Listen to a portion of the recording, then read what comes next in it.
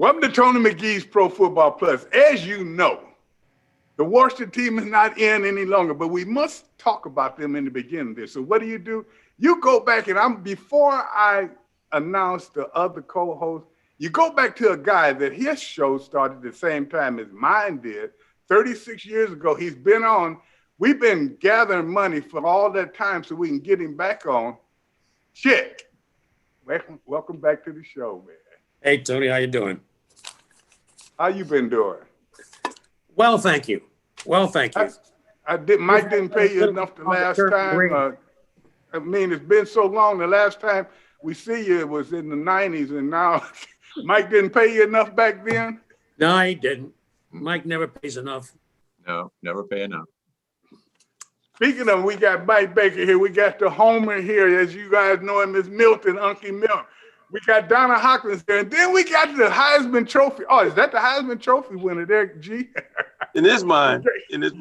Gary, just explain to me why you got this trophy up there. What you mean? You statue. mean that Super Bowl 26 season offensive MVP trophy? Oh, since I'm going to win the picks this year, I kind of won.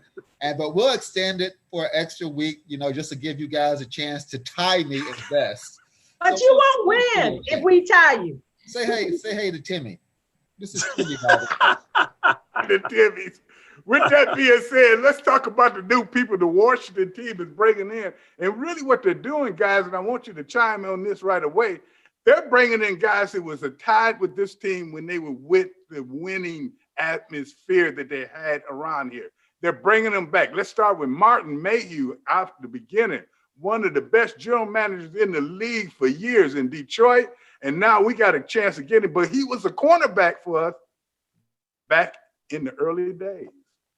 Yeah, Tony, they were looking to bring in a general manager with Ron Rivera, and he will be reporting to Ron Rivera. But like you said, he was a general manager with the Detroit Lions back in 2001, and then a senior vice president with the Giants for 1 year. And then just recently, he was with the San Francisco 49ers. So they're getting a guy that has a lot of knowledge, and he's been pretty good as far as his draft picks because he drafted Matthew Stafford, which I think Mike is alluding that they may bring him here, but I should hope not because I don't think he is the right quarterback for the Washington football team. I'd rather have Watson versus Stafford. I got to agree with you. I don't think he's the person you want to bring back. The time, but Chick, I saw you shaking your head. Yes, you think they should go after this young man come available. Now he is in about his 10th or 12th year. He's had a lot of injuries, and he's never gone anywhere in the playoffs if they got close to it. Well, I don't think Stafford is the fit. I don't think Deshaun Watson is a fit. I think they got to go out and look at one of the college guys that's coming out. The first 3 or 4 that I really like, Ohio State, Trevor Lawrence, they're gone. We forget about those. Right. You don't have a chance at him at number 19. The only way you're going to get one of those guys is if they take their 2 number 3s and their number 1 and trade with somebody to move up into the draft so they can get a good quarterback. Now, if you're looking for a franchise quarterback, I don't know, but I'll tell you one thing. I think Taylor Heineke is a good fill-in for the interim. Well, you know what now, Mike, give me your thought on that. And I'm not saying this because you and Chick are friends or anything, but you always have, you've been the one talking about bringing Deshaun. What Chick says he don't think he would fit. Why do you think he would fit here so well? Well, actually, Tony, I was kidding you when the rumor came out that Deshaun was not happy when they were interviewing a general manager. He was supposed to have input and he didn't. He found out about it on Twitter that he was unhappy. And so I called you as a joke and I said, Deshaun Watson's coming to Washington. I never dreamed in my wildest dreams that now it's gotten to the point where it is a serious discussion of perhaps Deshaun Watson leaving. And there are a couple of destinations that he would be happy with. But I just want to touch real quickly on something that might be a problem. I think I might get Milton on my side on this, and that is they hired Marty Herney. And he was a journalist before Jack Kent Cooke hired him to serve as Washington's director of PR during the 1988 and 89 seasons. And from there, he went on to be an assistant GM and a GM in various places before landing in Washington, and is said to have a strong understanding of the NFL salary cap. Well, they already have a salary cap person, but he did. He did have some input on personnel when he was with Ron Rivera in Carolina, and he's going to be pretty much the guy that's going to be consulting with Ron in terms of personnel in the draft. I have a problem with this because I think Kyle Smith, while they say he's not old enough to be a GM, he has been with the organization for a number of years. He's responsible for some of these recent drafts. And if you look at the last 2 or 3 drafts, I think the only one we may have missed on, the Washington team may have missed on, was Darius Geis, but everybody else stuck. And, we all know the owner actually decided on Dwayne Haskins, but all of them stuck. All of them have made contributions. So I think you might have a problem. They're rebuilding the scouting office in a year where they made progress, and I have no idea where this team's going. I know it, but by you thinking that Deshaun would be a good fit, we kind of figured that out. Gary, let me ask you this. If you had to bring in one of the two, which one would you like to see come in here? You were here back in the day, and you know that Mayhew knows what he's doing. You know Hurley knows what he's doing. If you got to go out, and it seems as though we're looking at the only way this team, and we also, and Homer, I'm going to ask you in a minute because there's a rumor out there that our quarterback may be getting ready to retire. But which one would you bring in, G? I'd probably bring in the veteran. I'm a fan of people who's actually played in the league, so you know what they do, you know how they perform under pressure, because coming from college, coming to the NFL is completely different from college football. There's nothing similar about it whatsoever. That's why you see many even Heisman players come from college and they come into the NFL and they play kind of okay and then are out the league. It's just kind of that thing. It's a completely different game. So I like to see a veteran quarterback that's already proven themselves. They've proven that they can play in this league. They've proven that they can compete in this league. And right now, I like a moving quarterback. I think it's important when you have a moving quarterback, somebody who can get away from it. And don't get me wrong. If for some reason Alex Smith decided that he wanted to stay, he wins. I always stay with a winner. Like, he wins. I agree. People can say what they want to say about him, but when he comes to the field, he wins football games. And so if Alex will stay, I'm good with that. If he decides to retire or they decide to go another way, I would like to see somebody who's already played in the league that knows how to have the leadership already built in and can move around in the huddle a little bit, because that quarterback hurt you 2 ways. That's the key. Point. And Chick said it too. And Homer, you tell me, you look at this, and Chick said it well. If they go after these quarterbacks, they'll have to give up some people. And he said a couple of 3 draft choices. I think they're going after some of that defensive line.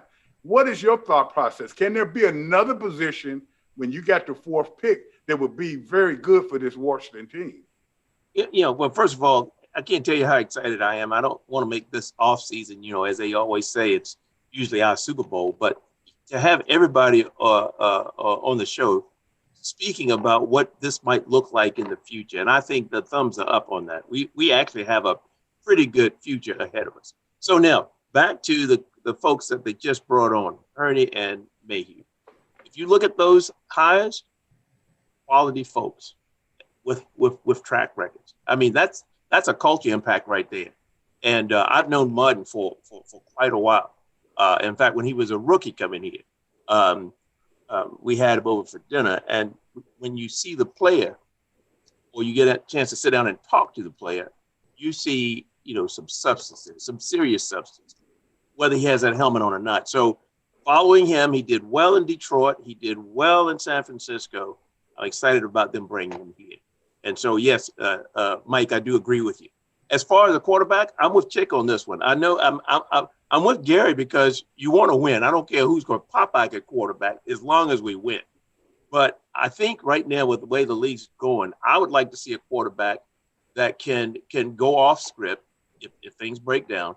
And I also like to see one that's mobile enough to extend plays. And so Heineke, he puts me in the mind of that. I'd like to see them put some time in him. But I also think they have to get something out of the draft to build for the future. And so Stafford scares me a little bit, with the injuries. When Megatron went out there, we haven't heard too much from him, even though they've had some wideouts there, but nothing like Megatron. So, yeah, I'd like to see them go in the draft. And also one last thing. If you look at Ron Rivera's drafts when he was with Carolina, and he's bringing that whole staff pretty much and putting them in place here, they don't necessarily do it with first rounders. They dig, and they've come up with some pretty good in fact, Olsen, the tight end that they drafted that had played well for so many years. And so anyway, I think it's an exciting time. We've got something to look forward here for the Washington football team. But Tony, but like you said, you can't mortgage the team if you do get a Deshaun Watson in here or whoever, because I'm not giving up any of the defensive line. I'm not giving up a Terry McLaurin, which that's, they want big names if they're going to get that time. But also the Washington football team hired Jennifer King, which is, she's the first full female, Black African-American female in the NFL, in the league, to get an assistant job. And she's going to be on the offensive side of the ball. So the Washington football team have hired some minority individuals, as far as Mark Mayhew, Jennifer, and even with Ron Rivera, and then the president. And I like that. And I like the people they're hiring, but I also like the people they're bringing back, like Marty and Mayhew and everyone. Now, Chick, you tell me this. In my opinion, and I like what everyone is saying, I kind of agree with that. At the same time, I can look at that number 4 draft choice and see if I can move that. I can get me a good offensive lineman, and I can get me a good quarterback in the second round. I can get me 2 people in the first round for that 4th pick. And I think that would be more important than going right out there. Look at the guy that's running Philadelphia right now. Was he not a second round pick? Hey, look, I agree. I don't think the quarterback is that much of a driving force. What they are looking for is they need some help on the offensive line. They're a little bit thin there. They are pretty well set for the first front 7 on defense. But the backups, they need some help back there too. I would say the deep backs, like safety position, maybe another corner. The kids are coming along. Curl, he did a heck of a job this year. Yes, he did. Yeah. But what happens when they go down? Who's their replacement? They don't have the backup, the fill-ins that they have typically had in the past. So I would look at maybe offensive line, defensive back, and then maybe I can work a deal on some kind of a trade for, and I'm going to throw a name out for you just for the heck of it. Mac Jones is the quarterback. What do you think? I like that. And then we go out for this break. Chick said, Mac Jones, take a look at him. And what he's saying is maybe they can get a good quarterback trade for the young quarterback, not the one that Mike said is in the Jets. I will not even mention his name, but a young quarterback that can play, and then take that draft choice and break it down a little bit, get 2 players in the first round, and maybe another one in the second, and really make your overall team good. But when we talk about that, we'll talk about if I had that much sense, how did I let Gary Clark get ahead in the pick? We'll be back in a minute.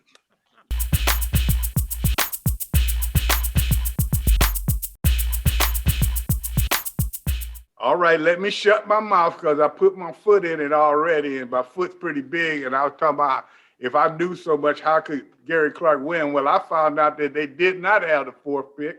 I was talking about the Atlanta Falcons. So you see where I am. I'm down there with the Dirty Birds. But at the same time, they do have a first, a second, 2 thirds. So they could take and really change this whole team around. Even though that first is around 19, you can still trade that out. Now, they were talking, G, would you ever go after, is there a wide receiver out there that you would go after in the first or second round that could change your whole team? If it would be, it'd be a veteran receiver that's already playing in the league. I agree with Gary. You are a veteran player with playing in the league. Like, this is the thing with college. You'll give me wrong. I used to be a college player. I wanted to be drafted. I wanted all those things that happened to me. I was fortunate that they did. But as a coach, I don't know what I'm getting until they get there. You just don't. You can try to act like you do. You can watch as much film as you want in college, but it's a completely different game. It's completely different when you come into the pros. I remember when I first came in, I'm in the USFL first, right? I get to the USFL. I think everything that I have is on point. They shut me down the first 3 weeks like it was not nothing. And I'm a first round, I'm the 6th pick in the draft. I know what you mean. I'm trying to figure out like, okay, this move always worked. Why is it not working now? It's because it's a whole nother level. And in that league, it was all veteran NFL players that had came over to the USFL that were playing there. So the key is finding guys. Don't get me wrong. College players, there's good college players out there. You just don't necessarily know who they are until they get there and they prove their worth. Right. So well, if I want a young team, I'm going to go after seasoned veterans to make my team really good. If I need to up my offensive line, I'm going to go a seasoned veteran that I know can block everybody who comes in there, and that's who I'm going to go pay for. We already got a young team. Our team is young. We're a young football team. Hence why we make a lot of mistakes right now a little bit. Can I ask a question about Shadik Charles? Is he going to be the answer at left tackle? Are we going to stay with Cornelius Lucas? Actually, I think probably Donna knows a lot about this offensive line. And are we going to re-sign Sheriff? I mean, are we going to give him $20 million a year to play right guard? What are we going to do with this? We got major decisions there. Well, they're going to definitely, I think, sign Sheriff back. And you look at the salary cap, this Washington football team for the first time in a long time is in good shape when it comes to the salary cap. But Charles, you never did get to see him materialize because he was hurt all the time. But this guy, if he can ever get on the field, he's the real deal. So I'm like everybody else. Offensive line, defensive line, you look in the playoffs. When teams that have a strong defensive line like the Tampa Bay Buccaneers, and you saw that in that championship game, if you've got strong lines, and Tony totally talked about this, you have to start there, and then you can add all the other pieces in. But the line play is so important, and the offensive line has been suffering for this football team for years now. And until they shore that up like they did the defensive side of the ball, this offense is going to suffer. But I still think that you got to get your future quarterback in here. And I'm like you all. You don't know what you're going to get in the draft. So I would like to have a solid veteran, a mobile solid veteran. And I don't know if Heineken is your starter. I think more so he may be your backup. And you know, you got a very good point there, but at the same time, we all just seem to be mentioning 2 or 3 positions. But at this team, which they have a lot of draft choice and they cap space, you try to improve every position to me. And you said, do we hold on to the offensive line? I go back and look how long that lineman's been here and see how much success we've had. Then I'll tell you if we should hold on to him. Yes, Sheriff is a good lineman, but at the same time, how many playoff games have we won with him? He may go to Pro Bowl. I would keep him, but at the same time, if someone came to me and offered me a 1 or 2 for him, I would move him, because right now, even though this team went to the playoffs, this team is still rebuilding. Now, Homer, you tell me, why not why you start looking at defensive backs or linebackers? Even though that defense is good, that could make that defense one where we can wait to get a quarterback or wait for a quarterback to grow up. You need better linebackers and defensive backs. We haven't mentioned that. Well, you know, what to bring to mind for me, Tony, is we watching that game at Tampa Bay play. That defense had a lot to do with that victory because of what they brought to the field. And that excites me about our team. We've got a pretty good 7 front. We shore up the linebacking spot, get some DBs back there with some veteran experience. I agree with G on this one. We can only go up with this defense from next year. And I'm sure we'll find some folks in the draft. We've got people right now who've signed futures that are pretty appealing as well. So I think they have to show up the linebacking room as well as those DBs. But as Chick pointed out earlier, Cameron Curl gets my vote. He played extremely well. And I think they'll find more like him the way they go about their drafts. I think they'll find more of those kind of players. Hey, Tony, I want to ask you something. You said that how many times has Sheriff helped them win in the playoffs? But they haven't been in the playoffs. For him to Here we go. It was just a matter of time. Just a matter of time. They got to get there for him to help them. But to Donna's point, though, I think Sheriff gives you some continuity. It'll be a little expensive, but he'll give you some continuity until you can draft somebody and get them up to speed. But he has been hurt a lot, so you Yeah. got to look at that, like Tony said. Yeah. What about Reuben Foster? You know, he Who, Mike? Reuben Foster, the Who? linebacker. He was bona fide. I mean, big time bona fide. #1 pick was San Francisco. That crushed him when they lost him. And that now, is he going to be the answer at middle linebacker next year? Man, he's so far removed from having played a couple So of years far. now. Thank you. It's And just that's tough. the problem. Yeah, and Has he so been the answer? and you got to pay him. So I don't know whether you would keep him instead of getting some of that young talent that's out there and looking for paychecks right now. He couldn't even get back on the field this year. So it's almost like, do you want to waste another year to see what you got in him? Or do you need to move on from him and really look for a true linebacker to build that defense? Mike, you I would better go mark him after- off your list. Because look like everybody kind of went off on you on that. Would take All right, off here we your go. list. I I want to just ask you crossed something. him off. Reuben Foster, team. you are cut. Hey, Tell me. Reuben Foster may be a big name. However, you can probably get 2 or 3 potential players for a guy like a Reuben Foster who may wind up being better than he could be. Yeah. But we still don't know what's going to happen with him. Yeah. Well, He's an unknown. Now, well, let me ask you this. If it were I and you guys see the sun is coming in, that means the sun is setting on somebody that has a trophy in front of them, and they're going to lose these picks this week. So, Gary, look at the sun on me. It's setting. That's what we're doing in the picks. Let's go back to it. Look at the 2 teams in the Super Bowl. If I was looking at this Washington team, the first thing I'd do is look at why these teams were successful. I look at their offense and defensive lines. I look at their receiver. I look at their coaching staff, their front office. Washington seems to be going in that same direction like a San Francisco or something. Go back about 8 or 9 years, San Francisco's first 2 draft choices were offensive linemen. These are the people now that's helping to carry that team. Go back a few more years and you see other key people. What I'm saying is this Washington team haven't really been bringing in enough key people every year. Maybe 1 that'll make an impact, maybe 2. But this year, to me, and anyone can chime in on this if you want to, I think they need to get 2 or 3 players at least that can play right now to go with the players that are already playing. hey, Tony, I'm looking at those 2 teams that's going to the Super Bowl, and they have what? Outstanding quarterbacks, Mahomes, and then they got Tom Brady. And without those 2 players on that team, those 2 teams don't win. Tom Brady, if he's not with the Buccaneers this year, I don't think that they win, and they're not in the Super Bowl. And definitely not Mahomes. He comes back with a turf toe and a concussion The protocol. proof was and he's almost still 400 dominant. yards.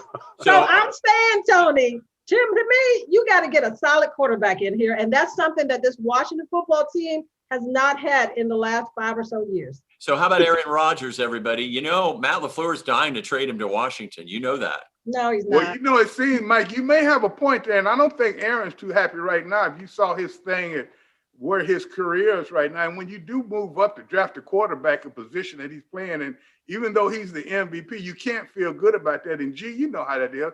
Just like I always hear you say when they bought Ricky, and you said, uh-oh, and you start looking at that. How do you think that affected him out there? He's been the man in Green Bay for all these years. Then they move up to draft a quarterback in his position. I think, I mean, you can see the type of season he had this year. He's always about to prove his point. That game really could have went either way to see who won. Brady ended up winning, but the Green Bay quarterback overall, I mean, he a beast. Yeah, he is. I'll take him. He can't do. There's nothing he can't do, like nothing. And he's seen it all. Yeah, And so he's seen it all. I don't know why you want to make him unhappy, just like I don't know why you want to make Brady unhappy when he left New England. There's no way Brady should have ever left New England. You just don't. I mean, that's like when Art Monk left here. Like, that's certain things you should never happen. When you're a I person, felt you shouldn't have left G really, because you. well, I mean, I left because they benched Art for Desmond. I didn't I understand. want to leave. I thought there was going to be like, okay, Gary, you're right, but you're right. Gary said, I can read. I can read. You thought they were going to say, don't leave, Gary. Yeah, I mean, I put my foot down, and that backfired on me, quite honestly. Well, she You said be very- like the quarterback in Houston. That's why he leaving. He didn't get an input on some business. But at the same time, we're joking. But this team has a great opportunity. And as we go back and we start talking in the next segment about the teams that are in the Super Bowl, if you guys remember on this show early in the year, we said these were the two teams that had a possibility of being there. And you look what has happened and what's transpired. Donna said it right. Very, very good quarterback. You have to have that now. Mahomes may be the best playmaker I've ever seen. They talk about the young man that's in Maryland, but Mahomes is just unreal. But at the same time, look at the people around him. Now, when we look at this Kansas City team, what you got to realize, their number one offensive tackle, left tackle, got hurt on Sunday. Then you take a look at Tampa Bay, and they've got two safeties that got hurt on Sunday. So now that's a big difference. So now you go back and you look at this Washington team, and you look, could they have survived getting people hurt like that? These teams did. That's what you have to start looking at. And I think Chick said and someone else, you have to start getting your backups in there. Your whole team have to be good, not just part of the team. When you do that, you have a chance to talk about the teams we'll talk about in the next segment. And that's the Super Bowl teams, the best teams in the world. We'll be back in a moment.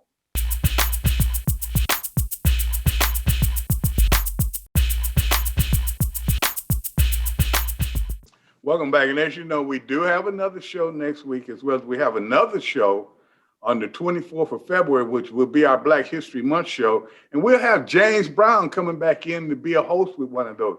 But when you talk about hosts and you talk about individuals that's been around a long time, that has been around long as I have, helped me to get started in my business. You're talking about the young man that I have on the show today. Chick, let's you and I kick it around a little bit. Just think about back to the time when I was coming there. Joe Theismann was our quarterback. We had the Diesel out there. We had Doc Walker being an H-back. We had a defense with only one 300-pounder on there. We had a lot of wide receivers. We had great running back. This team back then was a team that had everything that we needed, but they weren't superstars. They were teammates, and they were people that could play together. And that's what I see the difference in this year and these years now with teams as opposed to those years.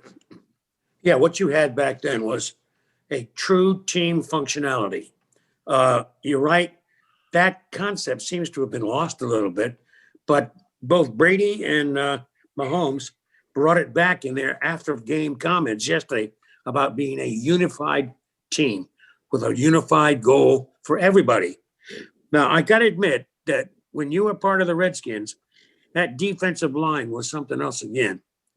And yet the only 300-pounder on the team, I think at the time, was Joe Jacoby. And he was an offensive tackle. The Hogs were something else again. But if you look at what you had moving down the field, John Riggins, as the Diesel, never fell backwards. He always fell forward. And I could never understand why until you watch it. Today, you can see it more often. But that, at the time, was a 248-pound fullback who could run like a sprinter going down the field. Remember the game against Miami where he just took off and went? That was something else again. But in today's environment, the team feeling is not the same as what it was when you were in the Redskins uniform. You know, it's true. Since we're on the couch here, Chick, I've got to give you a break. You know, we can't use that Redskins name anymore, and we've been charging people. But Chick, you helped me get started. So hey, don't worry about it, man. And hey, listen, referring back to the team when it was the Redskins is okay. We're not talking about present day. That's exactly. And you know what you said some key things there. You look at these teams now, and maybe these teams are the closest thing to that. Kansas City, only because they have an old school coach. He's a coach, yep. But he also have new ideas. Then you look back, Brady, he's been in the league for 20-some years. These are two old school players. And if you look at all these playoffs that's occurred right now, look like the older players have been really, really important in these. And that's what this team needs to get back. So tell me this. The first thing you go after this offseason, would you go after and wait for the draft, or would you find you a good, stable veteran? I think, depending on what position you're looking for, I think a veteran would be number one in my hit list of acquires. And then I would look at the draft. And I'm not necessarily looking at first and second round, although it'd be nice to have some more of those. But some of your better players in the league come out of the fourth, fifth, sixth rounds in the draft. Who knows? Who knows? Gary said it earlier that you don't know what you're going to get until they show up, put on the cleats, the pads, get on the field and perform. Then you got a real chance to evaluate. Evaluating what you see in college, as Gary has said many times, the players in college don't know what it's like to be in the NFL. The game is faster, bigger, stronger, the whole 9 yards. The entire concept of football changes from college to the pros. And until you can get a kid that can adjust mentally and physically to that transition, you've got nothing. Exactly. Now, I want to ask you one other quick question before we go to this break. And this is an important question. As you watch this team in the past couple of years, even prior to getting new coaches and new general managers, it always seemed that in the end, in the fourth quarter, this team on both sides of the ball, both sides of the lines, they run out of gas. I don't know if that's conditioning. I don't know if they're playing too much. Give me your thought process on that. I think that in my point, when I played, I had over 106 sacks. I bet you I could go and look at those sacks, and I bet you 75 to 80% of them was in the fourth quarter. That's when you make your hay. With these teams in the past, it seems as though they're missing that. Give me your thought on that. If you look at the games that were played yesterday and the defenses came on extremely strong in the second half and especially the fourth quarter. The Redskins have never been able to do that until they were in the Super Bowl years. That's when they had the fourth quarter finesse. Now, is it because the defense wasn't on the field that often? That's possible. Did the defense run out of gas? Yes, that's possible. I think it has to do with conditioning and coaching, both.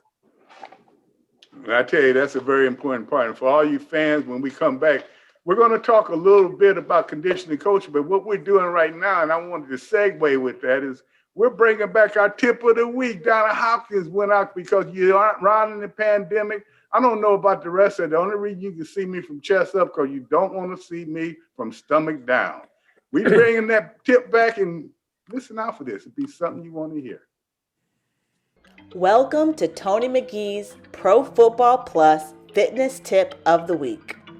My name is Jaleese Dawson with Fusion Fitness by Jaleese, and today I'm going to show you some easy things to elevate your heart rate and increase your flexibility. So we are all at home right now trying to be safe during this pandemic, but there are so many things right at home that you can use to increase your well-being, one of which is a chair.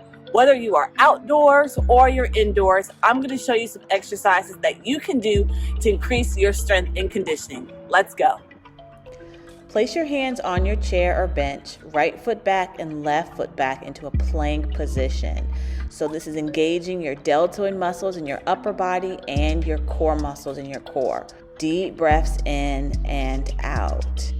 Stay here, or for more challenge, bring your knee outside of your hand. This is just going to intensify the movement. Go ahead and have a seat and bring the heels of your hand to your seat. And we're going to slide our bottom off of the chair. And then just begin to lower down. So here you're working those tricep muscles, those muscles in the back of your arms. And those arms are coming to about 90 degrees. And then you're pressing into those heels as you lower your seat down. Continue that breath. Inhale as you lower, exhale as you come up. Go ahead and sit back on that chair, and we're going into Russian twist here. So you're just going to bring those hands together and then move your body side to side. So this is a great exercise for your abdominals. We're engaging the lower abdominals, and we're also working your oblique muscles, which are on the outsides of your core. Do is cross your hands over your shoulders and lead forward into a crunch. So I know we normally do crunches on our backs, but this is a great alternative, especially if you find yourself sitting down at your desk most of the day.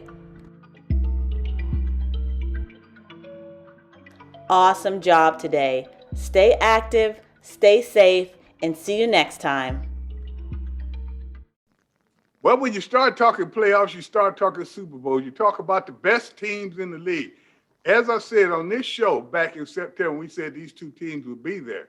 Now, as you guys look at this team, is it expected for them to be where they are? Yes, because they have two of the best quarterbacks in the game. They have the old GOAT and they got the young GOAT coming on. So at the same time, you look at that, if this is going to be a good game. So what do? We start looking at the differences in this team and what could be the difference in the game. One thing we have said during Super Bowl and during this time of the year, you must be able to run the ball. So let's look at this right now. In my opinion, if Tampa Bay had not had that running game that they did have, they would have won that game, even though Brady did okay. The 3 interceptions were things that happened, but they had a good running game, which kept Green Bay off balance. What do you guys think about that? And what do you think about Kansas City, who we know they have a good running game? They have 2 or 3 guys that can run the ball. Tony, not only with Brady, I mean, he had a terrible second half. And I think, like you said, with the running game, but I think that if that defense hadn't performed the way they did, Tampa Bay's defense is that they don't win that game in the second half. And Green Bay had opportunities with the 3 turnovers by Brady, but still didn't get it done. But Brady did enough with the first half in getting the score. But when you turn around and look at the Kansas City Chiefs, Tony, they got so many weapons on offense. I mean, and they've got speed. I mean, he comes around the corner fast, and then they've got, one weapon and Kelsey, the tight end. And I mean, their list goes on. And plus they've got a running game too. And we mentioned Mahomes because he makes that thing go. But their defense actually played well in that game against Buffalo. And I mean, they just dominated they spotted them 9 points, and that still wasn't enough, because once they got the wheels going, Tony, it was lights out. And I believe it's going to be the same way in the Super Bowl, that Kansas City has too many weapons and they just are getting better each week. Donna, you in second place. You don't have a call anymore. Hey, Tony, no, I'm in second place. Please let me talk to you, man. I'll close. And wait, you tied for second. You're not even in second. I'm tied for second, but I have an opportunity, Tony, to tie. And but you know what, fans? I want you to know the only reason she's tied for second is I felt sorry for her. No, that is not true. Crying and they all talking about her. I let her get in that way. But gee, Tony, you was on my shoe. Coming up. Gee, let me ask you this. Look at that wide receiving core for Kansas City and tell me what you see them that kind of remind you of your core. I mean, they are solid. They're highly just talented. They're athletic. They can fly. Number 10 can just straight up and jet out. I mean, yes. he's just a whole nother thing completely, so, but at the same token, I mean, Tampa, their receivers are good too. I mean, it's going to be a great game. This is the type of Super Bowl I think everybody wants to see and everybody wants to watch. Thank you. Let's sit down. You don't know who's going to win the game until the game's over. It's going to be that type of Super Bowl. It's going to be one that I can't wait to see it. Quite honestly, I can't wait to see that game played because it's going to be a great game. I think it's going to be an offensive shootout. However, I think it will be an offensive shootout, but I think it'll be a fun game to watch. What Gary said was true, except for one thing. The Kansas City offense on passing is more attuned to deep throws, whereas Tom Brady likes the shorter game, the dink and dunk, whatever the defense is going to allow. And you got a guy like Gronkowski, who is not only a good receiver, but he's a good blocker. Now, Kelsey supposedly has got the blocking skills too, but Kansas City's got the speed, whereas Tampa Bay has maybe the better hands. So what are you going to do? I agree with Gary. It's going to be a shootout. The last owner of the ball wins the game. Does does he need Brown out there? I mean, He's going to miss Brown. He's playing. Brown is going to play. They think he's going to play. But that's not guaranteed, Mike. No, I more of a decoy. NFL Network said this morning that most likely Brown will play Sunday. If Brown plays, then that adds another dimension to the offensive weapons that the Buccaneers have. It's a niche. But still, yeah, they don't have the running game that you saw. Fournette on that 28-yard touchdown run was an amazing piece of footwork. However, the Kansas City defense kind of shut him down the rest of the game. Yeah, but every big play. See, what I look at, Chicken, you're exactly right. But every big play, he made most of them happen. And he's done that before. They call him playoff player, and he's a playoff player anyway. Yep. So what I'm looking at right now, that he made the big runs, the runs where they needed that 3rd and 4, that 3rd and 3. He made those runs on Sunday. Yes. And that makes me feel like that they're going to be a little bit tougher. And Mike, you wanted to say something, but as you look at these teams, give me your thought on it, because I know you know Brady's good, but at the same time, is Mahorn a magician? Well, the only thing that I saw, and of course, I'm addicted to the NFL Network. They were talking about this morning. I thought it was really astute. They talked about that game they played on November 29th, and they said that primarily Tampa Bay had played on defense, had played man, and it was a terrible mistake, and they didn't make an adjustment in time. They said they've got to play zone against that speed Don is talking about. They're going to have to play zone. Otherwise, they're going to get torched again. And so that's the wild card. I think it's going to be, we all love the defensive coordinator with Tampa Bay, and I think he'll make the proper adjustments, and I think they're going to eke it out. I think Tampa Bay will win this one. Hey, Milt, tell me this. Tampa Bay got 2 safeties hurt. I don't know if they'll be game ready, even if they're in the game. That's going to be a factor. I believe so. We were talking about this in the break. When they played earlier, November 29th, I think Mike said, Hill had an amazing day and stacked up 260 plus yards, and that was against 2 healthy safeties. Going into this game, I think all bets are off. There's no telling what might happen, and let's just step back and look at this for what it is. And Todd Bowles, that's my boy.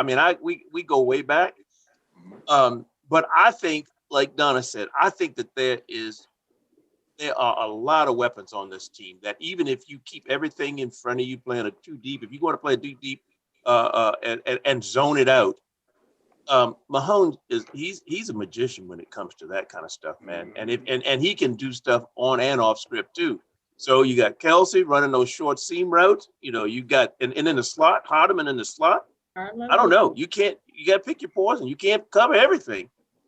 Hey, Tony, and it looks like Tony, you said something key for Kansas City. Their offensive tackle, Eric Fisher, they lost him to Achilles injury, and they also have another one of their offensive linemen already on injury reserve, Mitchell Schwartzer. So they're missing 2 of their top offensive linemen.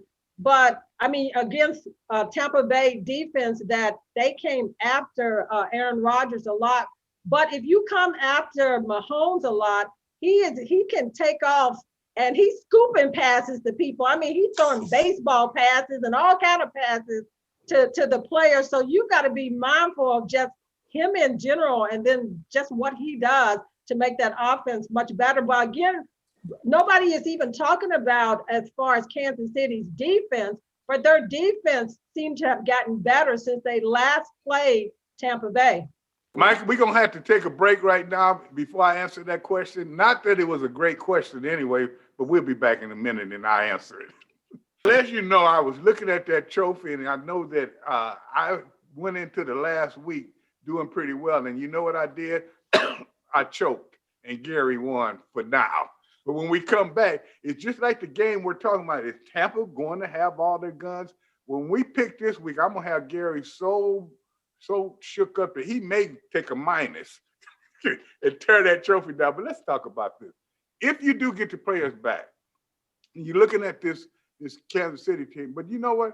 I want to do something else first. We'll talk about that. We got a few minutes. Mike, We've lost a lot of great people this week. And when I'm talking about, we're talking about Super Bowl, we're talking about great players and stuff, but we lost one of the greatest players this week that the world has ever had. Yeah, Hank Aaron, most people don't realize he actually started in the old Negro leagues.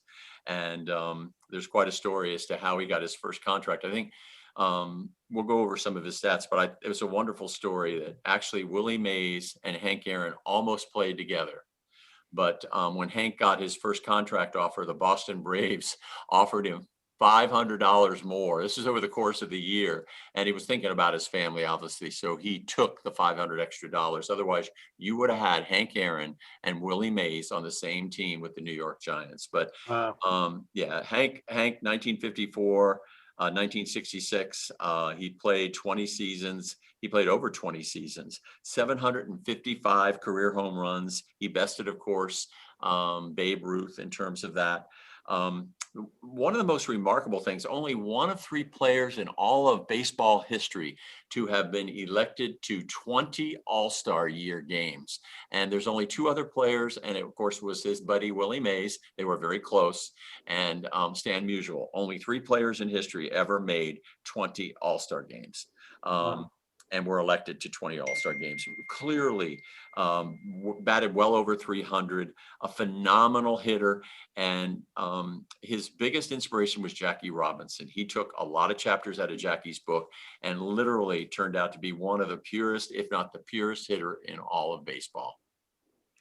Chick, since you're a baseball aficionado, well, you're all sports. You know some players that really caught your eye. Tell us a few of them. These young people may not know about them, but talk to us. Well, there are a lot of them out there. I remember sitting in Braves Field watching Vern Bickford pitch a no-hitter. And I remember the top of the 7th inning, Pee Wee Reese, the shortstop of the Dodgers, Brooklyn Dodgers at the time, hit a line drive down the left field line. The Braves had a rather corpulent, overweight Tommy Holmes playing left field. And Tommy was pushing his beer belly over to the line. And the referee on the line goes, foul ball. It was about foul by about that much to save the no-hitter. And that was the same game that they had a guy named Sam Jethro playing center field. He went to catch a fly ball, hit him right in the forehead. I mean, this was an amazing game. But anyway, he got a no-hitter out of it. And the Braves were loaded with guys like Spahn, Johnny Sane, Warren Spahn. And this is before the Tom Glavine era and all that good stuff. But there are some people that I got to interview on the show, Tony. Like I got to interview Larry Bird. I got to interview marvelous Marvin Hagler. Right. And that was done out in Potomac, on the other side of Potomac at one of the recreation centers just before his fight with Sugar Ray. And of course, he lost the fight. A lot of people don't think he did, but the officials say, yeah, Sugar Ray won. But that was quite a show, and I was so happy to have you on the show. And hey, thank you for having me on the show today.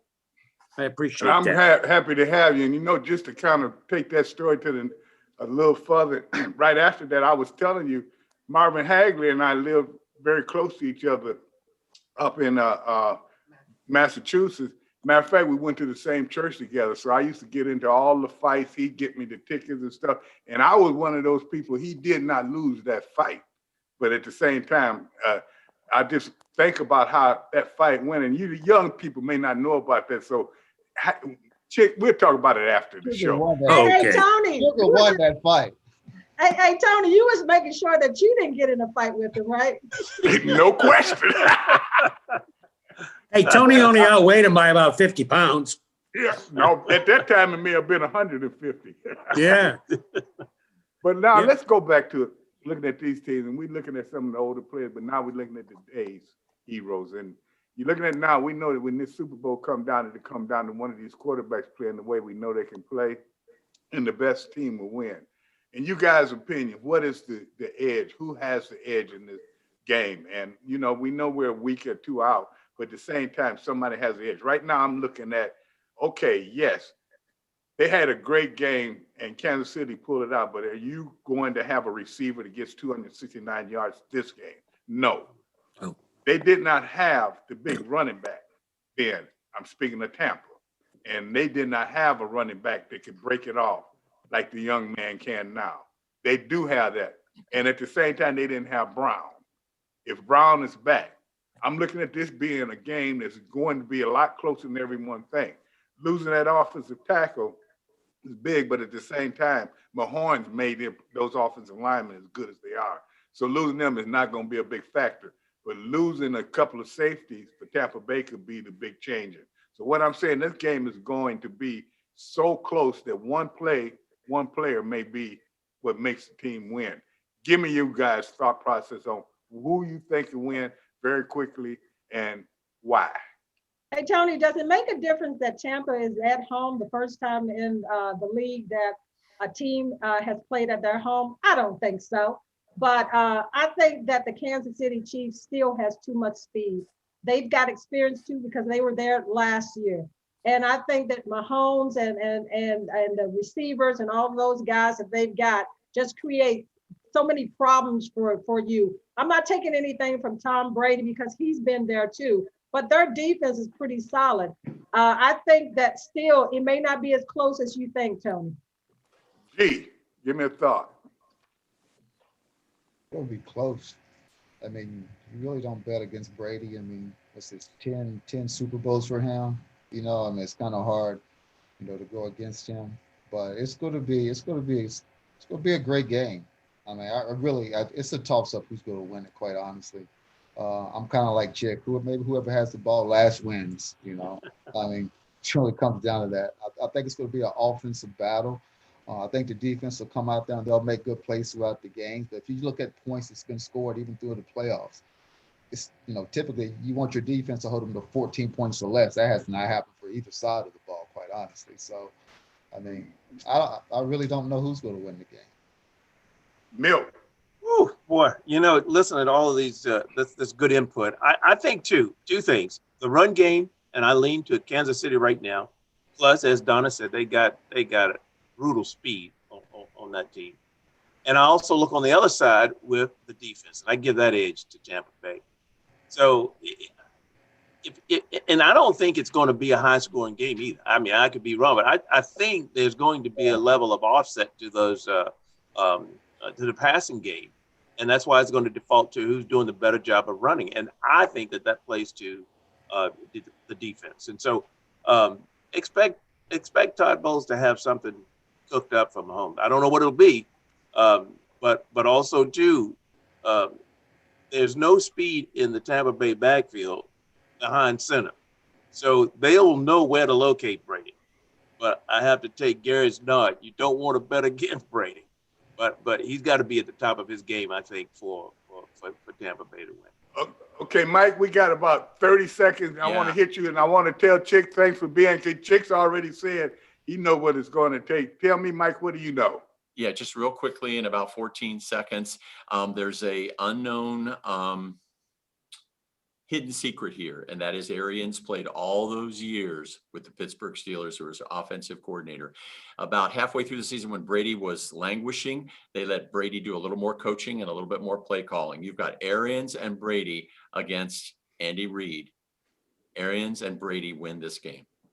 All right, you heard, but Mike did come up and say, if you notice, all those guys gave us a thought process, but no one said who was going to win. Casey. That's how close this game again. Casey. This game, you know who's going to be the winner? We fans. So, you know, we'll be back next week. We'll be talking about the game. Chick, thanks for coming on, man. We may get Appreciate it, Tony. Thank you. We'll be back in a minute.